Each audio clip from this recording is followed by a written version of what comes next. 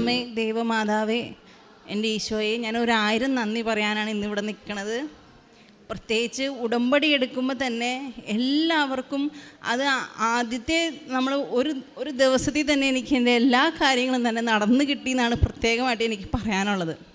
ഞാൻ ഉടമ്പടി എടുക്കുന്നതിന് മുന്നേ തന്നെ ഞാൻ എടുത്തത് നവംബർ 28-നാണ്. ഞാൻ അതിക്ക് മുന്നേ തന്നെ മാതാവിനെ കുറിച്ച് കേട്ടിട്ട് ജൂലൈയിൽ എൻ്റെ ഫാമിലിക്കൊപ്പം ഇവിടെ വന്നിരുന്നു. അന്നിവിടെ ഭയങ്കര തിക്കും തിരക്കും, ഒത്തിരി പേര് ഇരിക്കാൻ പോലും എനിക്ക് സ്ഥലമില്ലായിരുന്നു. എനിക്ക് ഒന്ന് സ്വസ്ഥമായിട്ട് ഇരുന്ന് പ്രാർത്ഥിക്കാൻ പോലും അന്ന് എനിക്ക് കഴിഞ്ഞില്ല. പിന്നെ എൻ്റെ കൂട്ടത്തിൽ എൻ്റെ മൂത്ത കുട്ടി ഉണ്ടായിരുന്നു. അവന് 3 വയസ്സാണ്. അപ്പോൾ അവന് ഫീവറായിരുന്നു അന്ന്.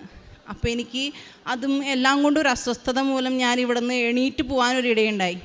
അപ്പം മാതാവിനെ തള്ളിപ്പറഞ്ഞ പോലെയാണ് ഞാൻ ഇവിടെ നിന്ന് എണീറ്റ് പോയത്. കാരണം എനിക്ക് ഒരു എത്രയും മാതാവ് പോലും ചെല്ലാൻ പറ്റിയില്ല എന്നുള്ളതാണ്. എന്നിട്ട് ഞാൻ ആർത്തുങ്കൽ പള്ളിയിൽ പോയി കുറച്ച് നേരം ഇരുന്ന് പ്രാർത്ഥിച്ച് അവിടുത്തെ ബീച്ചിലൊക്കെ പോയി അതിനുവേണ്ടി സമയം കണ്ടെത്തി. ഇവിടെ മാതാവിനെ വിട്ടിട്ട് ഞാൻ അവിടെ പോയിരുന്ന് സമയം കണ്ടെത്തി.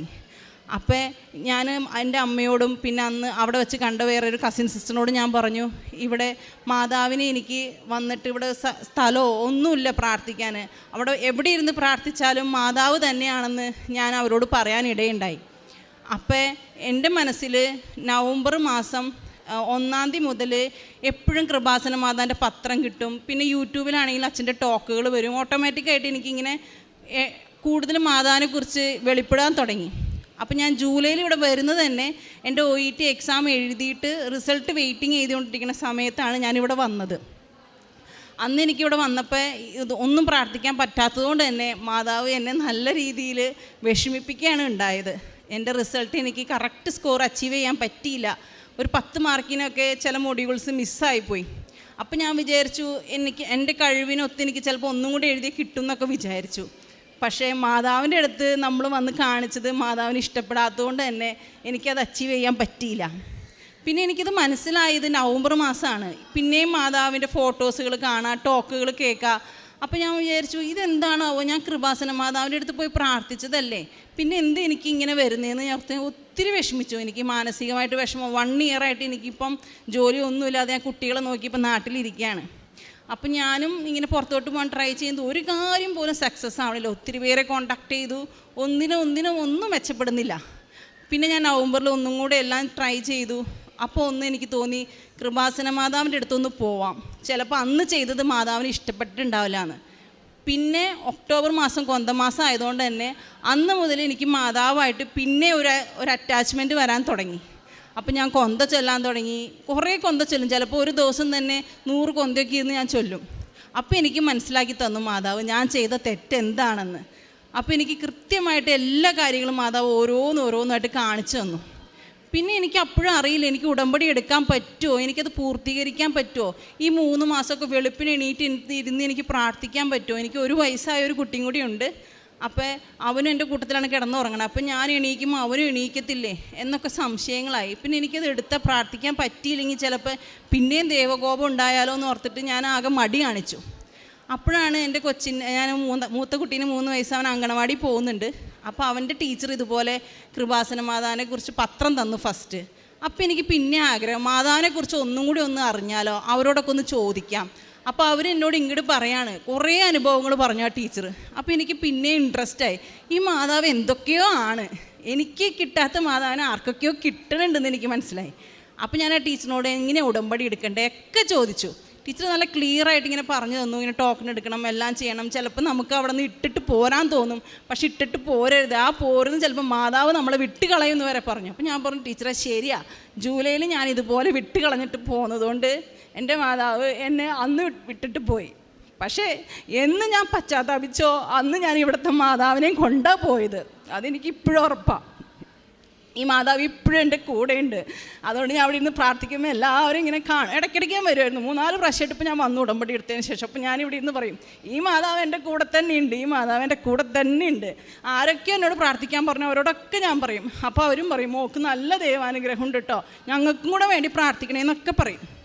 അത് കഴിഞ്ഞ് ഉടമ്പടി എടുക്കാൻ വേണ്ടിയിട്ട് തലേ ദിവസം ഞാൻ ഇതുപോലെ പ്രാർത്ഥിച്ചു. എനിക്ക് 6 നിയോഗങ്ങൾ എഴുതണം എൻ്റെ മാതാവേ, ഏത് നിയോഗങ്ങളാണ് ഫസ്റ്റ് എഴുതേണ്ടത്, സെക്കൻഡ് എഴുതേണ്ടത് കൃത്യമായിട്ട് എനിക്ക് കാണിച്ചു തരാൻ പറഞ്ഞു. കാരണം എൻ്റെ 6 കൽഭരണിയും നിറയണമെന്ന് ഞാൻ പ്രാർത്ഥിച്ചു, നല്ലതുപോലെ പ്രാർത്ഥിച്ചു. കാരണം ഒരു ഉടമ്പടി എടുക്കുമ്പോൾ എന്തുമാത്രം നമ്മൾ ഒരുങ്ങണം എന്ന് എനിക്ക് മാതാവ് വന്ന് ഇങ്ങനെ കാണിച്ചു തരുമായിരുന്നു. കാരണം ചുമ്മാ വന്ന് ഉടമ്പടി എടുത്തിട്ട് പോയിട്ട് എനിക്കത് നടക്കാണ്ട് പോയി കഴിഞ്ഞാൽ പറ്റില്ല മാതാവേ, കാരണം എനിക്കത് നടന്ന് കിട്ടണം എന്ന് തന്നെ ഞാൻ പ്രാർത്ഥിച്ചു. അപ്പോൾ ഓരോ ദിവസമായിട്ട് ഓരോ ഉടമ്പടി ഇങ്ങനെ കാണിച്ച് നിയോഗങ്ങൾ എനിക്ക് മാതാവ് ഇങ്ങനെ കാണിച്ചു തരുമായിരുന്നു. അപ്പം മൊത്തത്തിൽ എഴുതി മനസ്സിൽ ഓർത്ത് വന്നപ്പോൾ 7 നിയോഗങ്ങൾ എനിക്ക് വന്നു. അപ്പം ഞാൻ എൻ്റെ 6ാമത്തെ നിയോഗമായിട്ട് എഴുതിയത് എൻ്റെ അമ്മച്ചിയുടെ അമ്മയ്ക്ക് ബ്രെയിൻ ട്യൂമറാണ്. ആൾക്ക് 77 വയസ്സുണ്ട്. അപ്പോൾ ഡോക്ടേഴ്സൊക്കെ പറഞ്ഞു സർജറി ചെയ്യാൻ പറ്റില്ല, ചിലപ്പോൾ സക്സസ് ആവില്ല, ഇത്രയും പ്രായമായതുകൊണ്ട് തന്നെ ചിലപ്പോൾ സർജറി ചെയ്താൽ സക്സസ് ആവില്ല എന്ന് പറഞ്ഞു. അപ്പം ഞാൻ അമ്മച്ചിയോടും എൻ്റെ ഹസ്ബൻഡിനോടും ഡിസ്കസ് ചെയ്തപ്പോൾ പറഞ്ഞു, അന്നൊരു കാര്യം അമ്മാമ്മയ്ക്ക് നല്ലൊരു മരണം കിട്ടാൻ വേണ്ടി പ്രാർത്ഥിക്കാം, എന്നിട്ട് നിൻ്റെ നിയോഗം നീ 6ാമത് എഴുതുമെന്ന് പറഞ്ഞു. എന്നിട്ട് ഞാൻ തലേ ദിവസം രാത്രി ഇതെല്ലാം ഓർത്ത് എഴുതി ഇങ്ങനെ മനസ്സിൽ ഓർത്ത് വെച്ച് കിടന്നു. അപ്പോൾ എൻ്റെ സ്വന്തം ബ്രദർ എന്നെ CCTV വെച്ചിട്ടുണ്ട് വീടിൻ്റെ അകത്ത്. അപ്പോൾ ബ്രദർ വിളിച്ചിട്ട് പറയാണ്, ഒരു 9:30 ആയി കാണും, വിളിച്ചിട്ട് പറയാണ്, ഡിസ്മി വീടിൻ്റെ അകത്ത് ഭയങ്കര ഫ്ലാഷ് പോലെ ലൈറ്റ് അടിക്കുകയാണെന്ന് പറഞ്ഞു. അപ്പം ഞാൻ പറഞ്ഞു, ഡിജോൻ, ചേട്ടൻ്റെ പേര് ഡിജോ എന്നാണ്. അപ്പം ഞാൻ പറഞ്ഞു, ഡിജോനെ അത് ചിലപ്പം മാതാവായിരിക്കും, നാളെ ഞാൻ കൃപാസന മാതാവിൻ്റെ അടുത്ത് പോകണ്ടേ, എന്തെങ്കിലും ഒരു അത്ഭുതം എനിക്ക് കാണിച്ചു തരണമെന്ന് ഞാൻ കൃത്യമായിട്ട് മാതാവിനോട് പറഞ്ഞു. കാരണം എന്നാലും എൻ്റെ ഉടമ്പടിക്ക് ഒരു ശക്തി ഉണ്ടാവുള്ളൂ എന്ന് പറഞ്ഞു. അപ്പോൾ എനിക്ക് ഭയങ്കര വിശ്വാസം, ചിലപ്പോൾ മാതാവ് വന്നായിരിക്കും എന്ന് ഞാൻ അവനോട് പറഞ്ഞു. അപ്പോൾ അവൻ പറഞ്ഞു, അല്ല ക്യാമറയുടെ കുഴപ്പമായിരിക്കും. അപ്പോൾ എനിക്ക് പെട്ടെന്ന് കുളിർന്ന് കയറി. എന്നിട്ട് എനിക്ക് പേടി പോലെ, ഇനിയിപ്പോൾ മാതാവ് എങ്ങാനും അവിടെ നിൽപ്പുണ്ടെങ്കിലോ എന്ന് ഓർത്തിട്ട് ഞാൻ അപ്പുറത്ത് മുറി കിടക്കണ എൻ്റെ അമ്മച്ചിയെ വിളിച്ചിട്ട് ഞാൻ പറഞ്ഞു, അമ്മയും കൂടിയും വായോ, നമുക്കൊന്ന് പോയി നോക്കാം. പോയി നോക്കി കഴിയുമ്പോൾ ഞങ്ങൾക്കും ഒന്നും കാണാൻ പറ്റണില്ല, ഫ്ലാഷ് ചേട്ടന് മാത്രം കാണാൻ പറ്റണുള്ളൂ. അപ്പോൾ ആ ക്യാമറയിൽ ഒരു റെഡ് ലൈറ്റ് കത്തുന്നുണ്ട്. അപ്പോൾ എല്ലാവരും പറഞ്ഞ് ചിലപ്പോൾ അതിൻ്റെ ഒരു ഡിഫക്റ്റ് ആയിരിക്കും. അപ്പോൾ ഞാൻ വിചാരിച്ചു അന്ന് അങ്ങനെ ആവട്ടെ, ഞങ്ങൾക്ക് കാണുന്നത് എന്താണെന്നും പറഞ്ഞ് ഞാൻ അകത്തുനിന്നൊരു വീഡിയോ എടുത്ത് അയച്ചു കൊടുത്തു. അപ്പോൾ അതിൽ എനിക്ക് എൻ്റെ മാതാവിനെ എനിക്ക് കാണാൻ പറ്റി. അത് ഞാൻ നിങ്ങൾക്ക് എല്ലാവർക്കും കാണിച്ചു തരാം. എൻ്റെ വാതിലിൻ്റെ മുൻവശത്തായിട്ട് ഒരു നീല പ്രകാശം, ആ പ്രകാശത്തിൽ മാതാവിൻ്റെ ഷേപ്പുണ്ട്. പക്ഷെ ആ വീഡിയോ ഞാൻ എടുക്കുമ്പോൾ എനിക്ക് അറിഞ്ഞുകൂടാ അവിടെ മാതാവ് നിൽപ്പുണ്ടെന്ന്. കാരണം അതൊരു കാരണവശാലും പെട്ടെന്ന് കാണുന്നില്ല. ഞാൻ ചേട്ടന് ജസ്റ്റ് ഇങ്ങനെ അയച്ചു കൊടുക്കുകയാണ്, എൻ്റെ വീട്ടിൽ എന്താ കാണണ വെട്ടം എന്നുള്ള രീതിയിൽ. അത് കഴിഞ്ഞ് ഞാൻ പോയി കിടന്നുറങ്ങി. അപ്പോൾ എനിക്ക് മനസ്സിലായി, മാതാവ് എന്നോട് പറയാണ്, എന്തിനായിരിക്കും മാതാവ് ആ ഫ്ലാഷ് ഇങ്ങനെ അടിച്ചത്, എനിക്കൊരു വിശ്വാസം വന്നില്ലല്ലോ, ഇത് മാതാവ് തന്നെയാണോ വന്നത്, ഒന്ന് വിശ്വാസപ്പെടുത്തി തരാൻ പറഞ്ഞ് ഞാൻ പ്രാർത്ഥിച്ചു. അപ്പം മാതാവ് എന്നോട് പറയാം, നീ ചേട്ടൻ അയച്ചു കൊടുത്ത നീ എടുത്ത വീഡിയോ ഒന്നും കൂടി എടുത്ത് കാണാൻ. അങ്ങനെ 3-4 പ്രാവശ്യം ഞാൻ ആ വീഡിയോ കണ്ടു. ഇത് വീഡിയോ എടുത്തതിൻ്റെ ഫസ്റ്റ് തന്നെയാണ് ആ ഒരു ദൃശ്യം വന്നത്. പിന്നെ ഞാൻ പോസ് ചെയ്ത് വെച്ചിട്ട് നോക്കിയപ്പോൾ എനിക്ക് കൃത്യമായിട്ട് മനസ്സിലായി അതെൻ്റെ മാതാവ് തന്നെയാണെന്ന്. എന്നിട്ട് ഞാൻ എൻ്റെ ചേട്ടന് അത് അയച്ചു കൊടുത്തു. അപ്പോൾ ചേട്ടനും ഒരു ചെറിയ പേടി തോന്നി. കാരണം മാതാവൊക്കെ വരാമെന്നൊക്കെ പറഞ്ഞാൽ നമുക്ക് വിശ്വസിക്കാൻ പറ്റില്ല. ഇവിടെ VP ജോസഫ് അച്ഛന് വന്ന മാതാവ് എൻ്റെ വീട്ടിൽ വന്നെന്ന് ഞാൻ പറഞ്ഞപ്പോൾ എനിക്കുണ്ടായ സന്തോഷം, എനിക്കത് പറയാൻ അറിയില്ല, അതെങ്ങനെ നിങ്ങൾക്ക് പറഞ്ഞ് മനസ്സിലാക്കണമെന്ന്. ഈ വീഡിയോ എടുത്ത് വെച്ചത് തന്നെ ജസ്റ്റ് ചേട്ടനെ കാണിക്കാൻ വേണ്ടിയാണ്. ഇപ്പോൾ 1000 പേരെ കാണിക്കാൻ മാതാവ് എന്നോട് പറഞ്ഞു. ഇതെല്ലാവരും വിശ്വസിക്കണം, നമ്മൾ പ്രാർത്ഥിക്കുമ്പോൾ നമ്മുടെ കൂടെ വരാൻ നമ്മുടെ അമ്മമാരെ ഉണ്ടാവുള്ളൂ. അപ്പം ഈ പരിശുദ്ധ അമ്മയാണ് വന്നത്, എനിക്ക് ഉറപ്പാണത്. എന്നിട്ട് എൻ്റെ ചേട്ടനോട് കാണിച്ചു കൊടുത്തപ്പോൾ ചേട്ടനും ചെറിയൊരു വിശ്വാസം വന്നു. എന്നിട്ട് എന്നോട് പറഞ്ഞു, ഞാൻ ചേട്ടനാണ് ഫസ്റ്റ് നിയോഗമായിട്ട് എഴുതാനിരുന്നത്. ചേട്ടന് ചെറിയ ദുശീലങ്ങളായിട്ട് ഇങ്ങനെ മദ്യപിക്കുകയൊക്കെ ചെയ്യായിരുന്നു. അപ്പം ഞാൻ അതാണ് ആദ്യത്തെ നിയോഗം തന്നെ വെച്ചത്. അപ്പോൾ ചേട്ടനോട് പറഞ്ഞു, ഡിസംബർ 1 മുതൽ ഞാൻ നോമ്പെടുത്തോളാമെന്ന് കൃത്യമായിട്ട് എന്നോട് പറഞ്ഞ് അവനത് പാലിക്കുകയും ചെയ്തു. അപ്പം തന്നെ ഉടമ്പടി എടുക്കുന്നതിന് മുന്നേ ദിവസം തന്നെ മാതാവ് എന്നെ അനുഗ്രഹിച്ച് തുടങ്ങിയതാണ്. പിന്നെ വെളുപ്പിന് ഞാൻ ബസ് കയറി 4:30 ഞാൻ അങ്കമാലിയാണ് എൻ്റെ വീട്. അപ്പോൾ അങ്കമാലിൽ ബസ് സ്റ്റേഷനിൽ വന്നിരുന്നു. അപ്പോൾ 5:50 ബസ്. അപ്പോൾ എനിക്ക് അത്ര നേരം അവിടെ ഇരുന്നപ്പോൾ എനിക്ക് തോന്നിയൊരു ടോക്ക് കേൾക്കാമെന്ന് ഓർത്തിട്ട് അച്ഛൻ്റെ വീഡിയോ പ്ലേ ചെയ്തപ്പോൾ ഇങ്ങനെ അപ്പോഴും എനിക്ക് എൻ്റെ നിയോഗം തന്നെ 6ാമത് എഴുതണം എന്നായിരുന്നു. കാരണം UK പോകാനുള്ള ഒരു ആഗ്രഹം കൊണ്ടാണ് ഞാനിവിടെ വന്നത് തന്നെ. അപ്പോൾ അത് തന്നെ എഴുതാം, അമ്മൂമ്മേനെ ഇങ്ങനെ നമുക്ക് മരണത്തിന് നല്ല നിത്യമരണം കിട്ടാൻ വേണ്ടി പ്രാർത്ഥിക്കാമെന്ന് ഓർത്ത് ഞാൻ അങ്ങനെ പ്രാർത്ഥിച്ച് പോന്നുകൊണ്ടിരിക്കുക. അപ്പോൾ ആ ടോക്കിൽ അച്ഛൻ പറയാണ്, 80% ഫാറ്റി ലിവറായിട്ടുള്ള ഒരു ചേച്ചി പുറത്തായിരുന്നു. അവിടെ ഒന്ന് ഉടമ്പടി എടുക്കാൻ വേണ്ടി വന്നപ്പോഴും എൻ്റെ പോലെ തന്നെ സെയിം അവസ്ഥ ചേച്ചിക്ക്. അതായത് 7 നിയോഗങ്ങൾ എഴുതേണ്ട വന്നപ്പോൾ വെട്ടിത്തിരുത്തിയിട്ട് ചേച്ചിയുടെ തന്നെ എഴുതിയാലോ എന്ന് ഓർത്തിരിക്കുന്ന സമയത്ത് ആ ചേച്ചി അത് കൃത്യമായിട്ട് സഹോദരിക്ക് വേണ്ടി എന്തോ എഴുതിയിട്ട് ആ ചേച്ചിക്ക് എഴുതിയില്ല. എന്നിട്ട് ഒരാഴ്ച എങ്ങാണ്ട് കഴിഞ്ഞ് റിസൾട്ട് ചെക്ക് ചെയ്തപ്പോൾ ഫാറ്റി ലിവർ തന്നെ മാറിപ്പോയെന്നുള്ളൊരു ടോക്കാണ് ഞാൻ കേൾക്കണേ. പക്ഷെ ആ ടോക്ക് കേട്ടപ്പോഴും എനിക്ക് എൻ്റെ മനസ്സിൽ ഒരു ചെറിയ രീതി തോന്നി മാറ്റി എഴുതിയാലോ എന്ന്. പക്ഷേ ഞാൻ വിചാരിച്ചു വേണ്ട, എനിക്ക് തന്നെ എഴുതാം, അമ്മൂമ്മ വയസ്സായല്ലോ, അമ്മൂമ്മയ്ക്ക് വേണ്ടി പ്രാർത്ഥിച്ചാൽ മതി എന്ന് തോന്നി. അത് കഴിഞ്ഞ് ഞാൻ ഉടമ്പടി എടുക്കാൻ ഇവിടെ 28-ാം തീയതി വന്നപ്പോൾ തന്നെ ടോക്കൺ എടുത്തു. ആ ടോക്കൺ എടുക്കുന്ന സ്ഥലത്ത് തന്നെ എഴുതി വെച്ചേക്കാണ് 18 വയസ്സ് മുതൽ 65 വയസ്സ് വരെ ഉള്ളവർക്കാണ് ഉടമ്പടി എടുക്കാൻ പറ്റുള്ളൂ എന്ന്. അപ്പോൾ അത് ആദ്യം തന്നെ കണ്ടപ്പോൾ ഞാൻ വിചാരിച്ചു ജസ്റ്റ് വായിച്ചു. അത് കഴിഞ്ഞ് 3-4 പ്രാവശ്യം മാതാവ് എന്നോട് അതിൽ നോക്ക് എന്നിങ്ങനെ പറയണ പോലെ എനിക്ക് തോന്നി. ഞാൻ എന്നിട്ട് നോക്കി, അപ്പോഴും എനിക്ക് ഒന്നും ക്ലിയർ ആയില്ല. പിന്നെ ഇവിടെ വന്നിരുന്ന് പ്രാർത്ഥിച്ചപ്പോൾ നമ്മുടെ VP ജോസഫ് അച്ഛൻ്റെ കുർബാന തുടങ്ങാൻ പോവായിരുന്നു. അപ്പോൾ എനിക്ക് അച്ഛൻ ആദ്യമായിട്ട് അൾത്താരയിൽ കയറി വന്നപ്പോൾ തന്നെ വളരെ സന്തോഷം തോന്നി. കാരണം ജീവനുള്ള മാതാവിനെ കണ്ട അച്ഛനെ ഞാൻ ആദ്യമായിട്ടാണ് നേരിട്ട് കാണുന്നത്, അല്ലാതെ യൂട്യൂബിലൊക്കെ കണ്ടിട്ടുണ്ട്. അപ്പോൾ അങ്ങനെ ആദ്യമായിട്ട് കണ്ടപ്പോൾ തന്നെ എനിക്ക് വല്ലാത്തൊരു സന്തോഷം, അച്ഛൻ്റെ കുർബാന കാണാൻ കഴിഞ്ഞത് തന്നെ വലിയൊരു സന്തോഷമായിട്ട് എനിക്ക് തോന്നി. എന്നിട്ട് ഞാൻ ആ ഒരു മൂലയിലായിട്ടാണ് ഞാൻ ഇരുന്നത്. അപ്പോൾ അന്ന് ജൂലൈയിൽ ഞാൻ വന്നപ്പോൾ 1 മിനിറ്റ് പോലും എനിക്ക് ഇവിടെ ഇരിക്കാൻ കഴിഞ്ഞില്ലായിരുന്നു. പക്ഷേ അന്ന് ഞാൻ വന്നപ്പോൾ എൻ്റെ മാതാവ് എനിക്ക് ഇരിക്കാനും സ്ഥലം തന്നു. നല്ലപോലെ ഒരു 3-4 കൊന്ത ഞാൻ അവിടെ ഇരുന്ന് ചെല്ലി. അത് കഴിഞ്ഞ് അച്ഛൻ്റെ കുർബാന തുടങ്ങിയ നിമിഷം മുതൽ എൻ്റെ വലത്തെ കണ്ണിൽ നിന്ന് ഇങ്ങനെ കണ്ണീരിങ്ങനെ ഒഴുകുമായിരുന്നു. എന്തിനാണെന്നറിയില്ല, സന്തോഷമുണ്ട് സങ്കടമുണ്ട്. പിന്നെ ഞാൻ കണ്ണടച്ച് പ്രാർത്ഥിച്ചു. അപ്പോൾ ഞാൻ ജോലി ചെയ്ത സ്ഥലത്തൊക്കെ ഒത്തിരി ഞാൻ സൗദിയിൽ ജോലി ചെയ്തിട്ടുണ്ടായിരുന്നു. അപ്പോൾ അവിടെ ഒത്തിരി ഫിലിപ്പീൻസും അതിൻ്റെ കോവർക്ക് കൂടെ ജോലി ചെയ്യുന്നവരൊക്കെ എനിക്ക് ദേഷ്യവും അരിശൊക്കെ ഉണ്ടായിട്ടുണ്ട്. അപ്പം മാതാവ് ഇങ്ങനെ ഒരു സ്ക്രീൻ പോലെ എനിക്ക് കാണിച്ചു തരാം ഓരോരുത്തരുടെ ഫേസ്. അവരോട് നീ സോറി പറ, പശ്ചാത്തപിക്കെന്നും പറഞ്ഞ് മാതാവ് എന്നോട് പറയാം, എളിമപ്പെട്ടാലേ നീ ഉയരങ്ങളിലേക്ക് ഉയരുള്ളൂ എന്ന് പറയാം. എനിക്ക് എളിമ എന്ന് പറഞ്ഞ സാധനം തീരെ ഇല്ലായിരുന്നു. പക്ഷേ മാതാവ് ഇങ്ങനെ കൃത്യമായിട്ട് എല്ലാം കാണിച്ചു തന്നു. നമുക്കറിയില്ല ഏത് വഴിയിലൂടെ പോകണ്ടേന്ന്. കാരണം ഇപ്പോഴത്തെ ഈ ജീവിത കാലഘട്ടത്തിൽ നമുക്ക് ആരെങ്കിലും ഒന്ന് പറഞ്ഞു തന്നാലേ നല്ല നേർവഴിക്ക് നടക്കാൻ പറ്റുള്ളൂ.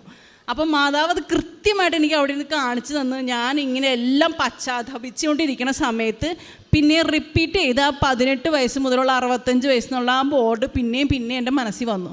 അപ്പോൾ ഞാൻ തീരുമാനിച്ചു, എൻ്റെ അമ്മൂമ്മയുടെ തന്നെ ഞാൻ 6ാമത് എഴുതണം. കാരണം കൊച്ചുനാൾ മുതൽ നിനക്ക് വേണ്ടി പ്രാർത്ഥിച്ച നിൻ്റെ അമ്മൂമ്മയ്ക്ക് നിനക്ക് ഒരു ഉടമ്പടി നിയോഗം എഴുതാൻ പറ്റില്ലേന്ന് എൻ്റെ മാതാവ് എന്നോട് ചോദിച്ചു. അന്ന് മുതൽ മാതാവ് കുറേ കാര്യങ്ങൾ എന്നോട് സംസാരിക്കാൻ തുടങ്ങിയിട്ടുണ്ട്. എനിക്കത് മനസ്സിലായതൊക്കെ ഇപ്പം ഇന്നിവിടെ സാക്ഷ്യം പറയുമ്പോഴാണ്. കാരണം മാതാവ് സംസാരിക്കുന്നു എന്നൊക്കെ പറയുമ്പോൾ ആരും വിശ്വസിക്കില്ല. പക്ഷെ അത് നമുക്ക് തോന്നലാണ്, ആ തോന്നലാണ് നമ്മുടെ മാതാവ് സംസാരിക്കുക എന്ന് പറയാം. അപ്പം തന്നെ ഞാൻ തീരുമാനിച്ചു, എനിക്ക് വേണ്ടി ഒന്നും എഴുതുന്നില്ല, മാതാവ് എന്താണെന്ന് വെച്ചാൽ എനിക്ക് ചെയ്തു തരട്ടെ, ബാക്കിയുള്ളവർക്ക് വേണ്ടി പ്രാർത്ഥിക്കാം. കാരണം എൻ്റെ കാര്യം ഇപ്പം ഞാൻ കഷ്ടപ്പെട്ടാലും ഇപ്പം എനിക്ക് എവിടെയെങ്കിലും ആയാലും ഒരു ജോലി കിട്ടുമല്ലോ എന്ന് സമാധാനിച്ചു. എന്നിട്ട് ഞാൻ 6 നിയോഗങ്ങൾ എഴുതി ഉടമ്പടി സമർപ്പിക്കുന്ന സമയത്ത് ക്ലാസ് അറ്റൻഡ് ചെയ്തുകൊണ്ടിരിക്കുമ്പോൾ ഒരു ഹൈന്ദവ സ്ത്രീ വന്നിട്ട് എന്നോട് പറഞ്ഞു, ഒന്ന് എഴുതി തരാമോ, എഴുതാൻ അറിയാൻ പാടില്ലെന്ന് പറഞ്ഞു. അപ്പം ഞാൻ ഇത് 2 ദിവസം മുന്നേ തന്നെ ഇങ്ങനൊരു സ്വപ്നം കണ്ടിട്ടുണ്ടായിരുന്നു. ഈ ഉടമ്പടിയൊക്കെ എടുക്കാൻ പോണവർക്ക് ചിലപ്പോൾ മലയാളമൊക്കെ എഴുതാൻ അറിയാമോ, ഇങ്ങനെ അവർക്കൊക്കെ എഴുതാൻ പറ്റുമോ, അവിടെ സഹായിക്കാൻ ആരെങ്കിലും ഉണ്ടാവോ എന്നൊക്കെ. പക്ഷേ ആ സഹായിച്ച സ്ത്രീ ഒരു സ്വപ്നം പോലെ ഞാൻ കണ്ടിരുന്നു. അത് ഞാൻ തന്നെയാണെന്ന് ആ ഉടമ്പടി എഴുതിക്കൊണ്ടിരിക്കുന്ന നിമിഷം തന്നെ മാതാവ് എനിക്കത് വളരെ വ്യക്തമായിട്ട് കാണിച്ചു തന്നു. അവരെ സഹായിച്ചു. ആ നിമിഷം മുതൽ കുറേ സഹായിക്കാൻ തുടങ്ങി. അതാണ് ഞാൻ പറഞ്ഞത്, അച്ഛൻ്റെ കുർബാന കണ്ടതിന് ശേഷം എളിമപ്പെടാൻ തുടങ്ങി. ഇല്ലെങ്കിൽ എനിക്ക് വേണമെങ്കിൽ പറയായിരുന്നു, എൻ്റെ എഴുതി കഴിഞ്ഞിട്ടാട്ടെ ചേച്ചി എന്ന് വേണമെങ്കിൽ എനിക്ക് പറയാം. ഞാൻ അങ്ങനെ ആയിരുന്നു. പക്ഷേ എന്നെ വേറൊരാളാക്കി മാറ്റി തുടങ്ങി മാതാവ്. അത് എന്തിനു വേണ്ടിയാണ് അങ്ങനെ ആക്കിയതെന്ന് വെച്ചിട്ടുണ്ടെങ്കിൽ ഇതുപോലെ സാക്ഷ്യം നിന്ന് പറയാൻ വേണ്ടിയിട്ടാണെന്ന് എനിക്ക് അന്നു മുതൽ മനസ്സിലായി തുടങ്ങിയിരുന്നു. ഉടമ്പടി എഴുതി സമർപ്പിക്കുമ്പോഴേ തൊട്ട് ഞാൻ പറഞ്ഞു, എൻ്റെ മാതാവേ ഉറപ്പായിട്ട് ഞാൻ വന്ന് സാക്ഷ്യം പറഞ്ഞിരിക്കുന്നു അന്നു മുതൽ ഞാൻ പറഞ്ഞു. എന്നിട്ട് ഉടമ്പടി എല്ലാം എഴുതി സമർപ്പിച്ച് ഇവിടെ വന്ന് പ്രാർത്ഥിച്ച് മാതാവിൻ്റെ തേനും എല്ലാം ഞാൻ എക്സ്ട്രാ മേടിച്ച് ഞാൻ കൊണ്ടുപോയി, കാശ് രൂപ എക്സ്ട്രാ മേടിച്ച് കൊണ്ടുപോയി 4:30 ആയപ്പോഴത്തേക്ക് ഇവിടെ നിന്ന് ഇറങ്ങിപ്പോയി. എന്നിട്ട് ബസ് കയറി ഞാൻ ചേർത്തലേക്ക് എത്താറായപ്പോഴത്തേക്ക് എനിക്കൊരു ഫോൺ വന്നേക്കാം, മോളെ ഇൻ്റർവ്യൂ ഷെഡ്യൂൾ ചെയ്യാനാണ്, നിൻ്റെ കാര്യങ്ങളൊക്കെ റെഡി ആവണുണ്ട്, നീ നാളത്തേക്ക് റെഡി ആയിക്കോ ഇൻ്റർവ്യൂന്ന്. പിറ്റേ ദിവസം തന്നെ ഞാൻ ഇൻ്റർവ്യൂ പാസ്സായി. എൻ്റെ വിസ, അതായത് UK പോകാനുള്ള വിസ, ഞാൻ വിസ പ്രോസസ്സിങ്, അതായത് നവംബർ 28 ഇവിടെ വന്ന് ഉടമ്പടി എടുത്ത് 29 ഇൻ്റർവ്യൂ ഞാൻ പാസ്സായി. ഡിസംബർ 2nd വീക്ക് 15 ആയപ്പോഴത്തേക്ക് എൻ്റെ കയ്യിൽ UK വിസ അടിച്ച് വന്നെന്നുള്ളതാണ്. എനിക്ക് വേണ്ടി ഞാൻ എഴുതിയിട്ടില്ല ആ ഉടമ്പടിയിൽ, പക്ഷേ കൃപ ഞാൻ എല്ലാവരിലും ചൊരിയും എന്നാണ് മാതാവ് എന്നോട് പറഞ്ഞത്. അപ്പോൾ എഴുതാതിരുന്ന എൻ്റെ നിയോഗം തന്നെ മാതാവ് ഫസ്റ്റ് എനിക്ക് അതിനോട് വഴി ഒരുക്കി തന്നു. അതും ഇവിടെ നിന്ന് ഞാൻ ചേർത്തലെത്തിയില്ല, അപ്പോഴേക്കും എനിക്ക് ഫോൺ വന്നെന്നുള്ളതാണ്. അത് കഴിഞ്ഞ് ഞാൻ ഇവിടെ നിന്ന് പോയി വണ്ടിയിൽ ഇരിക്കുമ്പോഴേ തന്നെ ഞാൻ ഇങ്ങനെ പ്രാർത്ഥിക്കുന്നു, എൻ്റെ മാതാവേ, ഞാൻ ഈ ആലപ്പുഴയിൽ ഈ കൃപാസനത്തിൽ വന്നപ്പോഴേക്കും നീ അങ്ങ് UK ചെന്നോ? അവിടെ ചെന്ന് എനിക്കുള്ള കാര്യങ്ങൾ തുടങ്ങിയോ? അതിന് മാത്രം ഞാൻ എന്താ ചെയ്തത്? അപ്പം മാതാവ് എനിക്ക് പറഞ്ഞു തരായിരുന്നു, നീ അനുതപിച്ച് പശ്ചാത്തപിച്ച നിമിഷം മുതൽ നീ എൻ്റെ മോളാന്ന് അമ്മ എന്നോട് പറഞ്ഞു. കൊച്ചുനാൾ മുതൽ എനിക്ക് മാതാവിന് വലിയ ഇഷ്ടമാണ്. കാരണം ഞാൻ എപ്പോഴും കൊന്ത ചെല്ലും. ഈ നഴ്സിംഗ് പഠിക്കുമ്പോഴും 4 years BSc നഴ്സിംഗാണ് ഞാൻ പഠിച്ചത്. പക്ഷെ അത് ഭയങ്കര ഡിഫിക്കൽട്ടാണെന്ന് നഴ്സിംഗ് പഠിച്ച എല്ലാവർക്കും അറിയാം. കാരണം അതൊരു എക്സാം പാസ്സാവാന്ന് വെച്ചാൽ വലിയൊരു അനുഗ്രഹം പോലെയാണ്. അപ്പം ഞാൻ പഠിച്ചത് അവർ ലേഡി നഴ്സിംഗ് കോളേജ് തമിഴ്നാട്ടിലാണ്. അതും വെളങ്ങണ്ണി മാതാവിൻ്റെ ഒരു കീഴിലുള്ള ഒരു സഭയാണ്. അപ്പം എന്നും വെളങ്ങാണി പോവും, അവിടെ പോയി പ്രാർത്ഥിക്കും, അങ്ങനെയൊക്കെയായിരുന്നു. അപ്പം ഞാൻ നല്ല വിശ്വാസത്തിൽ വളർന്ന കൊച്ചായിരുന്നു. പക്ഷേ പെട്ടെന്ന് മാതാവിനെ വിട്ട് ഇപ്പോൾ എനിക്ക് പിള്ളേരൊക്കെ ആയപ്പോൾ ഇച്ചിരി പ്രാർത്ഥിക്കാനൊക്കെ മടിയുണ്ടായിരുന്നു. ഈവൻ സൺഡേ പോലും ഞാൻ പള്ളിയിൽ പോവാതെയായി. അപ്പോൾ അതുകൊണ്ടൊക്കെ ആയിരിക്കാം മാതാവ് ഒത്തിരി എന്നെ പരീക്ഷിച്ചു. പക്ഷേ എനിക്കതിന് ടൈം തന്നു. മാതാവ് 1 year ടൈമിൽ തന്നെ മാതാവ് എന്നെ രക്ഷിച്ചെന്നാണ് ഞാൻ പറയണത്. ഇതെല്ലാം കഴിഞ്ഞ് ഉടമ്പടി എടുത്തു കഴിഞ്ഞ് ഞാൻ പോയപ്പോൾ തന്നെ എനിക്ക് എൻ്റെ വിസയുടെ കാര്യങ്ങളെല്ലാം സക്സസ് ആയി. അത് കഴിഞ്ഞ് അന്ന് രാത്രി ഞാൻ ബസ് സ്റ്റാൻഡിൽ ഇറങ്ങിയപ്പോൾ തന്നെ ഞങ്ങൾക്ക് ബസ്സില്ല, പ്രൈവറ്റ് ബസ് വീട്ടിലോട്ട് പോകാനുള്ള ചെറിയ ഷോർട്ട് കട്ടാണ്, അതിലേക്ക് ബസ്സില്ല. അപ്പോൾ ഞാൻ അപ്പുറത്തേക്ക് പ്രൈവറ്റിലേക്ക് കടന്നു നിന്നപ്പോൾ ഒരു ഓട്ടോ ചേട്ടൻ വന്ന് നിന്നു. ആ ചേട്ടൻ്റെ വീടിൻ്റെ അടുത്തുള്ളൊരു ചേച്ചിയും സിറ്റി ടവർ എന്ന് പറഞ്ഞാൽ കടയിൽ വർക്ക് ചെയ്യണതായിരുന്നു. അപ്പം ഞാനും അവരും കൂടെ കൃപാസന മാതാവിൻ്റെ കാര്യങ്ങളിങ്ങനെ പറയായി, ഇങ്ങനെ UK കാര്യങ്ങൾ മാതാവ് റെഡിയാക്കി തന്നു, ഇവിടെ വരെ വന്ന് പ്രാർത്ഥിച്ചപ്പോഴേക്കും. അപ്പോൾ ആ ചേച്ചി ഇവിടെ ഉടമ്പടി എടുത്തേക്കണ ആളാണ്. അപ്പോൾ ഇതൊക്കെ ഞങ്ങൾ ടോക്ക് സംസാരിച്ചപ്പോൾ ആ ചേച്ചി ഇറങ്ങിപ്പോയതിന് ശേഷം ഓട്ടോ ചേട്ടൻ എന്നോട് പറഞ്ഞു, മക്കൾ ഏത് കാര്യമാണ് സംസാരിച്ച്? ഏത് മാതാവിൻ്റെ കാര്യമാണ് പറഞ്ഞു? നമ്മൾ ഇങ്ങനെ ആലപ്പുഴയിൽ ഒരു കൃപാസന മാതാവുണ്ട് ചേട്ടാ, ഉറപ്പായിട്ടും അവിടെ പോകണം, മാതാവ് ഭയങ്കര അനുഗ്രഹം തന്നെ, എനിക്ക് തന്നെ കണ്ടില്ല ചേട്ടാ, ജസ്റ്റ് ഉടമ്പടി എടുത്തപ്പോഴേക്കും മാതാവ് എന്നെ അനുഗ്രഹിച്ചെന്ന് പറഞ്ഞു. അപ്പോൾ ആ ചേട്ടൻ പറഞ്ഞു, എന്താണ് മോളെ ഉടമ്പടി എന്നൊക്കെ പറഞ്ഞ് ഇങ്ങനെ കുറേ ചോദിച്ച് സംശയം പോലെ. ആ ചേട്ടൻ്റെ മോന് കല്യാണം നടന്നിട്ടില്ല, പ്രാർത്ഥിക്കണം എന്നൊക്കെ പറഞ്ഞ്. അന്ന് മുതൽ എനിക്കിങ്ങനെ മാതാവിനെക്കുറിച്ച് കൊട്ടിഘോഷിച്ച് നടക്കാൻ വലിയ ആഗ്രഹം പോലെയാണ്. കാരണം 4 ആളോട് പറയാനൊക്കെ എനിക്ക് മടിയായിരുന്നു. നമ്മൾ ഈ പ്രാർത്ഥിക്കുന്നതൊക്കെ എങ്ങനെയാണ് പറയുക ഒരാൾക്കാരോട്? അപ്പം നമ്മളത് മോശമാണോ അതോ അവർ വിശ്വസിക്കുമോ എന്നുള്ളൊരു ചിന്തയൊക്കെയായിരുന്നു എനിക്ക്. പക്ഷേ എനിക്ക് അന്ന് മുതൽ മാതാവ് ഭയങ്കര ഒരു ബ്ലെസ്സിങ്ങാണ് തന്നെ, എന്നെക്കുറിച്ച് നീ പറയാനുള്ളൊരു ബ്ലെസ്സിങ്. കൊച്ചുനാളിലൊക്കെ എനിക്ക് സിസ്റ്ററൊക്കെ പള്ളിയിലെ നമ്മുടെ മഠത്തിലെ സിസ്റ്റർമാരൊക്കെ ആണെന്ന് വലിയ ആഗ്രഹമൊക്കെ ആയിരുന്നു. പിന്നെ അത് പതിയൊക്കെ മാറിപ്പോയി. പക്ഷേ എനിക്ക് തോന്നുന്നു മാതാവ് ഉടമ്പടി എടുത്ത നിമിഷം മുതൽ തൊട്ട് എന്നെ കുറേ പ്രേക്ഷിത പ്രവർത്തനങ്ങളാണ് ചെയ്യിപ്പിച്ചത്.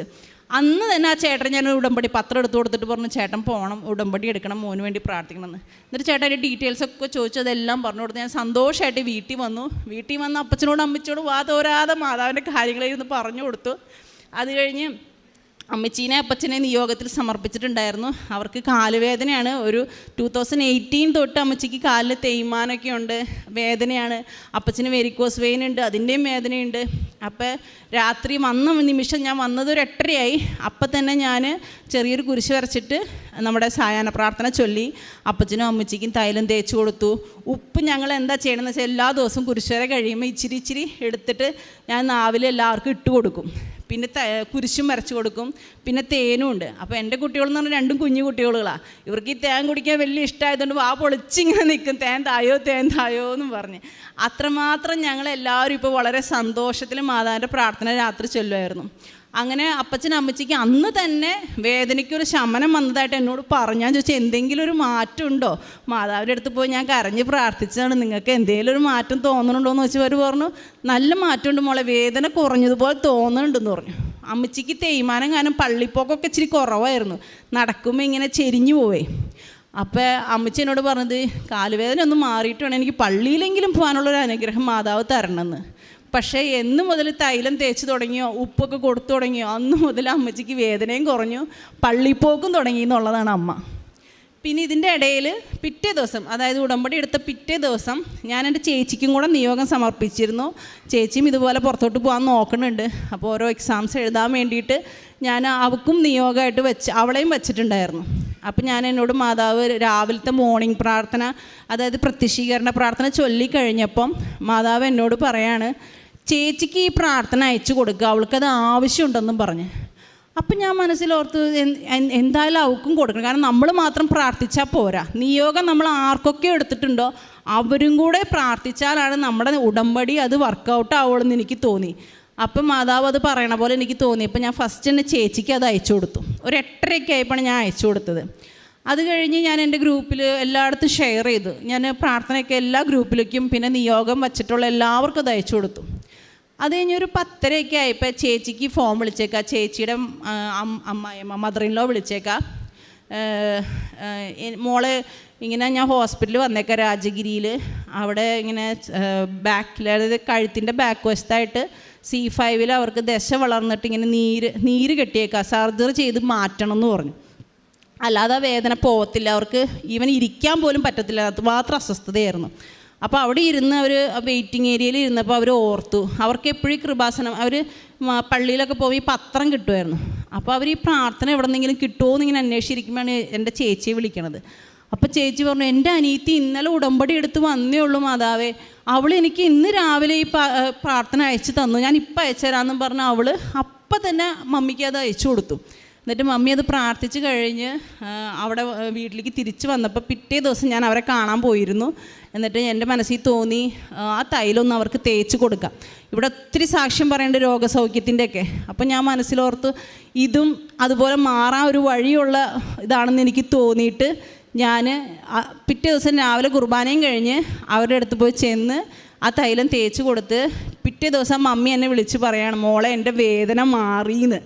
അന്ന് ചെന്ന് പ്രാർത്ഥിച്ച് ഞാൻ എൻ്റെ സാക്ഷ്യങ്ങളും എൻ്റെ അനുഭവങ്ങളും എല്ലാം മമ്മിയോട് പറഞ്ഞപ്പോൾ തന്നെ മമ്മി എന്നോട് പറഞ്ഞു, മോളെ ഞാൻ ഉടമ്പടി എടുക്കാൻ പോവും, അതിനുള്ളൊരു വഴി ഒരുക്കി കിട്ടാൻ വേണ്ടി പ്രാർത്ഥിക്കണം, സർജറി എനിക്ക് പേടിയാണ് മോളെ എന്ന് ഇങ്ങനെ തന്നെ ആ മമ്മി എന്നോട് പറഞ്ഞു. ഞാൻ പറഞ്ഞു സർജറി ചെയ്യേണ്ട വരില്ല മമ്മി തന്നെ പറഞ്ഞു. എന്നിട്ട് മമ്മി ഇവിടെ വന്ന് ഒരു 1 വീക്കിൽ തന്നെ ഉടമ്പടി എടുത്തു. 1 വീക്ക് കഴിഞ്ഞ് അവർ സെൻറ്റ് ജെയിംസിലും അപ്പോളോ ഹോസ്പിറ്റലിലും കാണിച്ചപ്പോൾ ഡോക്ടേഴ്സ് പറഞ്ഞു സർജറി ഒന്നും വേണ്ട, ഫിസിയോതെറാപ്പി ചെയ്താൽ മതി എന്ന് വരെ മാതാവ് അത്രയും കനിഞ്ഞ് അവരെ അനുഗ്രഹിച്ചെന്നുള്ളതാണ്. ഇതിൻ്റെ ഇടയിൽ എൻ്റെ കുഞ്ഞിന് എനിക്ക് ഉടമ്പടി എടുക്കുമ്പോൾ തന്നെ മാതാവ് ഇങ്ങനെ എടുക്കുന്നതിന് മുന്നേ ദിവസം പരീക്ഷണങ്ങളൊക്കെ ഉണ്ടാവും എന്നൊക്കെ പറഞ്ഞ് ഇങ്ങനെ ടോക്കാണോ അതോ എൻ്റെ മനസ്സിൽ തോന്നുന്നതാണോ എനിക്കിപ്പോൾ ഓർമ്മയില്ല, ഞാൻ അങ്ങനെ കണ്ടിരുന്നു. അപ്പം ഞങ്ങൾ കുരിശ് വരയ്ക്ക് ഒരു ദിവസം ഇരിക്കുമ്പോൾ കൊച്ചിന് ഇളയ കൊച്ചിന് ഫീവർ ഉണ്ട്, അവന് 1 വയസ്സ് കഴിഞ്ഞു. അപ്പോൾ അവന് ഫീവർ ഉണ്ട്, വിട്ട് ഫീവർ വരും. അപ്പം ഞാൻ മരുന്ന് കൊടുത്തിരുന്നു. കുരിശ് വരയ്ക്കാൻ ഞങ്ങൾ ഇരുന്ന് ഒരു 8 മണിയായപ്പോഴാണ്, ഒരു 7:45 ഞാൻ മരുന്ന് കൊടുത്തിട്ട് അവൻ നല്ല ആക്റ്റീവായിരുന്നു, കളിച്ചിരുന്നാണ്. കുരിശ് വരച്ച ഒരു രഹസ്യം കഴിഞ്ഞപ്പോഴേക്കും അപ്പച്ചൻ്റെ മടിയിലാണ് അവൻ ഇരുന്നത്. പെട്ടെന്ന് അവന് ഫിക്സ് വന്നു. ഫിക്സ് അടിച്ചപ്പോൾ എനിക്ക് എന്താ ചെയ്യുക, എനിക്ക് മനസ്സിലായില്ല എന്താണ് കുഞ്ഞിന് സംഭവിക്കണേന്ന്. കുരിശ് വരയ്ക്കണതിൻ്റെ ഇടയിൽ എൻ്റെ കൊച്ചിന് എന്നാ പറ്റിയത്, തൊണ്ടയിൽ കുടുങ്ങിയതാണോ? പിന്നെ എനിക്ക് മനസ്സിലായത് ഫിക്സ് ആണെന്ന്. ഞാൻ എൻ്റെ രൂപത്തിൻ്റെ മുകളിൽ കൃപാസന മാതാവിൻ്റെ ഇവിടുത്തെ ഒരു ഫോട്ടോ വാങ്ങി വെച്ചിട്ടുണ്ട്, അതെടുത്ത് അവൻ്റെ ചങ്കത്ത് വെച്ചുകൊണ്ട് അവനെ ഞാൻ ചെരിച്ച് കിടത്തിയിട്ട് ഞാൻ പറയും, എൻ്റെ മാതാവേ എൻ്റെ കുഞ്ഞിനെ എനിക്ക് വേണം, എൻ്റെ കുഞ്ഞിനൊന്നും വരരുതെന്ന് പറഞ്ഞ് പ്രാർത്ഥിച്ചു. 5 മിനിറ്റ് കൊണ്ട് ഞങ്ങൾ അപ്പോളോ ഹോസ്പിറ്റലിൽ എത്തി എന്നുള്ളതാണ്. കാരണം ആ നേരത്തെ 8 മണി നേരത്തൊക്കെ ട്രാഫിക് ഉണ്ടാവും. പക്ഷേ എല്ലാ വഴിയും മാതാവ് ക്ലിയറാക്കി തന്നു എനിക്ക്. എൻ്റെ അപ്പച്ചന് കാലിന് വേദനയുണ്ട്, ഞാൻ പറഞ്ഞില്ലേ വണ്ടി ഓടിക്കാനൊക്കെ ചിലപ്പോൾ ഈ കാല് മരയിക്കും, രാത്രിയൊന്നും അപ്പച്ചൻ കാറ് എടുക്കാറില്ല. പക്ഷേ മാതാവ് എന്ന് പറഞ്ഞാൽ അത്ര ഭംഗിയായിട്ട് ഞങ്ങളെ ഹോസ്പിറ്റലിൽ 5 മിനിറ്റ് കൊണ്ട് എത്തിച്ചു. ആ യാത്രയിൽ 2 മിനിറ്റ് കൊണ്ട് അവൻ്റെ ഫിക്സ് മാറി. ഹോസ്പിറ്റലിൽ ചെന്നപ്പോൾ അവന് എണീറ്റിട്ടില്ല, കാരണം ഫിക്സ് അടിച്ചതിൻ്റെ ആഫ്റ്റർ എഫക്റ്റ് കാരണം അവൻ അങ്ങനെ മയങ്ങി കിടക്കാം. ആ ബെഡിൽ ഞാൻ ആ മാതാവിൻ്റെ ഫോട്ടോയും ഇട്ടു. പിന്നെ എൻ്റെ കയ്യിൽ ഞാൻ ഇവിടുന്ന് തന്ന കവറുണ്ടല്ലോ, അതിലാണ് മെഴുകുതിരിയും ഈ ഉപ്പും എല്ലാം ഇട്ട് വെച്ചേക്കണേ. ആ കിറ്റ് ഞാൻ എടുത്ത് കൈ പിടിച്ചിട്ടുണ്ടായി. എന്നിട്ട് ഞാൻ ഓർത്തു അവിടെ ചെന്ന് കഴിയുമ്പോൾ തേക്കാം, കാരണം ഭയങ്കര ഹറിബറിയാണല്ലോ, നമ്മൾ കുഞ്ഞിനെയും കൊണ്ട് ഓടുന്ന സമയത്ത് ഇത് തേക്കാൻ എനിക്ക് പറ്റിയില്ല. അത് കഴിഞ്ഞ് ഒരു 11 മണിയായപ്പോൾ ഞങ്ങൾ ICUലേക്ക് മാറ്റി, കുഞ്ഞിന് കുഴപ്പമൊന്നുമില്ലെന്നും പറഞ്ഞ്. പക്ഷെ അപ്പോഴും ഞാൻ തൈലം തേക്കാൻ വിട്ടുപോയിരുന്നു, കാരണം കുഞ്ഞിനെ തിരിച്ച് കിട്ടിയപ്പോൾ ഞാൻ മാതാവിനെ മറന്നുപോയി. അത് കഴിഞ്ഞ് മാതാവ് ഇങ്ങനെ ഓർമ്മിപ്പിക്കുകയാണ്, തൈലം തേക്കാൻ എന്തേന്ന് ഇങ്ങനെ ഓർമ്മിപ്പിച്ചപ്പോഴത്തേക്കും അവന് അടുത്ത പനി വന്നു. അപ്പോൾ ഞാനും കുഞ്ഞും മാത്രമേ ഉള്ളൂ ICUവിൽ. അപ്പോൾ സിസ്റ്ററിനോട് പറഞ്ഞു, സിസ്റ്റർ അവന് പനിക്കുന്നുണ്ട്. 2 സെക്കൻഡ് കഴിഞ്ഞപ്പോഴത്തേക്കും ഷിവറിങ് പിന്നെയും തുടങ്ങി. അപ്പോൾ സിസ്റ്റർ മരുന്നെടുക്കാൻ പോയ സമയത്ത് ഞാൻ മനസ്സിലോർത്തു, ദൈവമേ തൈലം ഞാൻ തേക്കാൻ വിട്ടുപോയില്ല മാതാവേ, സോറി പറഞ്ഞിട്ട് തൈലം തേച്ചു. അന്ന് മുതൽ ഇന്ന് വരെ അവന് പിന്നെ പനി ഉണ്ടായിട്ടില്ല. ഈ ഫിക്സൊക്കെ വന്നു കഴിഞ്ഞാൽ ബ്രെയിനിലൊക്കെ കയറി പിടിച്ച് പിള്ളേർക്ക് പല പല പ്രശ്നങ്ങളുണ്ടാവുമല്ലോ. പക്ഷേ ദൈവം അനുഗ്രഹിച്ചിട്ട് എനിക്ക് എൻ്റെ കുഞ്ഞിനും ഒന്നും സംഭവിച്ചില്ലെന്നുള്ളതാണ്. 4 ദിവസം കഴിഞ്ഞ് ഡോക്ടർ ഡിസ്ചാർജും ചെയ്തു. പിന്നെ ഒരു സ്കാൻ ഒന്നും വേണ്ടി വന്നില്ല. അവൻ ഇപ്പം നല്ല പെർഫെക്റ്റാണ്. അവൻ നല്ല ഗുഡ് ബോയ് ആയിട്ട് നടക്കുന്നുണ്ട് ഇപ്പോൾ. അത് കഴിഞ്ഞ് പിന്നെ ഞങ്ങൾക്ക് ഉണ്ടായത് എന്താണെന്ന് വെച്ചാൽ, അമ്മാമ്മയുടെ ബ്രെയിൻ ട്യൂമറിൻ്റെ കാര്യം ഞാൻ പറഞ്ഞിരുന്നല്ലോ. അപ്പം അമ്മാമ്മയ്ക്ക് ഫുഡൊന്നും കഴിക്കാൻ പറ്റില്ല, വിശപ്പില്ല, ടേസ്റ്റ് ഇല്ല, ഉറക്കമില്ല. ഇതൊക്കെയാണ് അമ്മാമ്മയുടെ പ്രശ്നങ്ങൾ. അപ്പം ഇതെല്ലാം എഴുതി ഞാൻ സമർപ്പിച്ച് പ്രാർത്ഥിച്ചു. അപ്പോൾ ആ അമ്മാമ്മയ്ക്ക് ഉടമ്പടി 28 നവംബറിനാണ് ഞാൻ വച്ചത്. അന്ന് രാത്രി തന്നെ ഒരു മാതാവ് സ്വപ്നത്തിൽ പ്രത്യക്ഷപ്പെട്ടു. അപ്പോൾ അമ്മാമ്മ കൃത്യമായിട്ട് പറഞ്ഞു, മാതാവിൻ്റെ കയ്യിൽ ഒരു ഉണ്ണീശോയും ഉണ്ടായിരുന്നു, ഉറങ്ങിക്കോ മോളേ എന്നാണ് പറഞ്ഞതെന്ന് പറഞ്ഞേ. അന്ന് മുതൽ ഇന്ന് വരെ അമ്മാമ്മയ്ക്ക് നല്ല ഉറക്കവും കിട്ടുന്നുണ്ട്. 2 ദിവസം കഴിഞ്ഞപ്പോൾ ഞാൻ അമ്മാമ്മയ്ക്ക് ഉപ്പും തേനും എല്ലാം കൊണ്ടു കൊടുത്തു. അന്ന് മുതൽ അമ്മൂമ്മ ഉപ്പിട്ട് കഞ്ഞി കുടിക്കുമ്പോൾ ടേസ്റ്റ് അറിയണില്ല, പക്ഷേ ആഹാരം കഴിക്കാൻ പറ്റുന്നുണ്ട്. അതുപോലും പറ്റത്തില്ലായിരുന്നു അമ്മാമ്മയ്ക്ക്. ഉറക്കവും കിട്ടി തുടങ്ങി, ഒരു ആശ്വാസം ഉണ്ടെന്ന് അമ്മാമ്മ പറഞ്ഞു. ചില സമയത്ത് ഇതുപോലെ ഇയർ ബാലൻസ് പ്രോബ്ലം ആണെന്ന് കരുതി അമ്മാമ്മ ഇരിക്കും, പക്ഷേ ഉപ്പിട്ട് കഞ്ഞി കുടിക്കാൻ പറ്റുന്നുണ്ടെന്ന് അമ്മാമ്മ പറഞ്ഞപ്പോൾ ഒരു ആശ്വാസം കിട്ടണമെന്നാണ് ഞാൻ ഉടമ്പടിയിൽ എഴുതിയത്. അത് കൃത്യമായിട്ട് മാതാവ് എന്നെ സഹായിച്ചു എന്നുള്ളതാണ്. അങ്ങനെ 6 കൽഭരണിയിലും എൻ്റെ മാതാവ് എന്നെ തൊട്ടെന്നുള്ളതാണ്. 6+1 എൻ്റെ കാര്യം കൂടെ മാതാവ് എന്നെ സഹായിച്ച് തന്നു. അപ്പം ഞാൻ നിങ്ങളോട് എല്ലാവരോടും പറയുന്ന ഇത്രയേ ഉള്ളൂ, ഉടമ്പടി എടുക്കാൻ വരുന്നതിന് മുന്നേ തന്നെ 1 ദിവസം മുന്നേയെങ്കിലും നമ്മൾ നല്ലതുപോലെ ഒരുങ്ങണം, എന്നിട്ടൊന്ന് പ്രാർത്ഥിക്കണം, പിന്നെ നല്ലപോലെ പശ്ചാത്തപിക്കണം. പിന്നെ ഞാൻ ചെയ്തത് എന്താണെന്ന് വെച്ചാൽ എല്ലാ ആഴ്ചയിലും ഞാൻ പോയി കുമ്പസാരിക്കും. 2 ആഴ്ചയ്ക്ക് ഞാൻ വെയിറ്റ് ചെയ്യില്ല, ഒരാഴ്ച കൂടുമ്പോൾ ഞാൻ പോയി കുമ്പസാരിക്കും, കുർബാനയും കാണും, ഈശോയും സീരിയലും എനിക്ക് എന്തോ പോലെയായിരുന്നു. അപ്പോൾ കുമ്പസാരിച്ച് വരുന്ന ദിവസമൊക്കെ ഞാൻ ഭയങ്കര ബ്ലെസ്സിങ് പോലെ ആരെങ്കിലുമൊക്കെ കാണും വഴിയിൽ, അവരോടൊക്കെ ഈ കാര്യങ്ങൾ പറയും. അങ്ങനെ അതാണ് എൻ്റെ കൂടുതൽ പ്രേക്ഷിത പ്രവർത്തനങ്ങൾ ചെയ്യാൻ സഹായിച്ചത്. പിന്നെ വഴിയിൽ ആരെങ്കിലും ഭിക്ഷയൊക്കെ ചോദിക്കുമ്പോൾ അവരെ സഹായിക്കും. ഇപ്പം ഞങ്ങൾ പ്ലാൻ ചെയ്യുന്നുണ്ട് ഒരു അനാഥാലയത്തിൽ പോയി ഫുഡ് കൊടുക്കാനൊക്കെ. 3-4 പേര് ഉടമ്പടി എടുത്തവർ ഇപ്പം ഞങ്ങൾ ഈ അങ്കണവാടി ഗ്രൂപ്പിൽ അവിടെ ടീച്ചർ പറഞ്ഞു തന്നെ അറിയാം. അപ്പോൾ അവരെല്ലാവരും കൂടെ ഒരുമിച്ച് ചെയ്യാൻ ഒരുങ്ങുന്നുണ്ട്. പിന്നെ അങ്ങനെ ഓരോ കാര്യങ്ങളും ചെയ്തു. ഇതിൻ്റെ ഇടയിൽ ഉടമ്പടി പത്രം അന്ന് രാത്രി 1 എണ്ണം മാത്രമല്ലേ എനിക്ക് വിൽക്കാൻ പറ്റുള്ളൂ, കൊടുക്കാൻ പറ്റുള്ളൂ. പക്ഷേ അത് കഴിഞ്ഞ് എനിക്കൊരു ചുമ വന്നിരുന്നു. ഉടമ്പടി എടുത്ത് 2 ദിവസത്തിന് ശേഷം അന്ന് തുടങ്ങിയിരുന്നു ഒരു ചുമ. പക്ഷേ ഒരു 1.5 മാസത്തോളം പിന്നെ എനിക്ക് നല്ല ചുമയായിരുന്നു, വിട്ടുമാറുന്നില്ലായിരുന്നു. പല ഹോസ്പിറ്റലിൽ കാണിച്ചു, ചുമച്ച് ഞാൻ അത്രമാത്രം ചെസ്റ്റ് പെയിൻ വരെ എനിക്ക് വന്നു. എന്നിട്ട് ലാസ്റ്റ് ഫൈനലി ഞാൻ മൂക്കന്നൂർ എന്ന് പറഞ്ഞൊരു ഹോസ്പിറ്റലിൽ പോയപ്പം മാതാവ് എന്നോട് പറയാണ്, ഉടമ്പടി പത്രം നീ എടുത്തിട്ട് പോ, അവിടെയുള്ളവർക്ക് കൊടുക്കുന്നു. അപ്പം ഞാൻ മനസ്സിലോർത്ത് ശരിയാണല്ലോ, പത്രം വിറ്റ് തീർന്നിട്ടില്ല. നവംബറിൽ കിട്ടിയ പത്രം ഡിസംബറായിട്ട് ഞാൻ കൊടുത്ത് തീർത്തിട്ടില്ല. എന്നിട്ട് ഞാൻ എന്നാ ചെയ്തു, ഡോക്ടറെ കാണുന്നതിന് മുന്നേ തന്നെ ഞാൻ ഈ പത്രം ഫസ്റ്റ് വിറ്റ് കൊടുത്ത് തീർത്തിട്ടാണ് ഞാൻ ഡോക്ടറെ കാണാൻ പോയത്. ഡോക്ടർ ഒരു സ്പൂട്ടൻ കൾച്ചർ ചെയ്തു, പക്ഷേ ഒരു പ്രശ്നം ഉണ്ടായില്ല.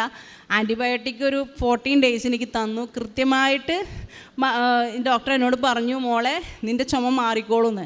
പക്ഷേ ആൻറ്റിബയോട്ടിക് എടുക്കുന്നതിന് മുന്നേ തന്നെ, അതായത് ഡോക്ടറെ കണ്ടുവന്ന് പിറ്റേ ദിവസം തന്നെ എൻ്റെ ചുമയും മാറി, എൻ്റെ ചെസ്റ്റ് പെയിനും മാറി എന്നുള്ള മരുന്ന് എടുക്കുന്നതിന് മുന്നേ തന്നെ. കാരണം ഞാൻ മാതാവിനോട് പറഞ്ഞു, മാതാവേ ഞാൻ ഈ തേനും കഴിക്കുന്നുണ്ട്, തൈലവും തേക്കുന്നുണ്ട്, പിന്നെ എനിക്ക് മര്യാദയ്ക്ക് പ്രാർത്ഥിക്കാൻ പറ്റുന്നില്ലായിരുന്നു ഈ ചുമ കാരണം. എപ്പോഴും എണീറ്റ് പോകേണ്ടി വരും ഇങ്ങനെ തുപ്പാനൊക്കെ ആയിട്ട്. അപ്പോൾ ഇത് ഭയങ്കര ഒരു ഡിസ്ട്രാക്ഷനായിരുന്നു.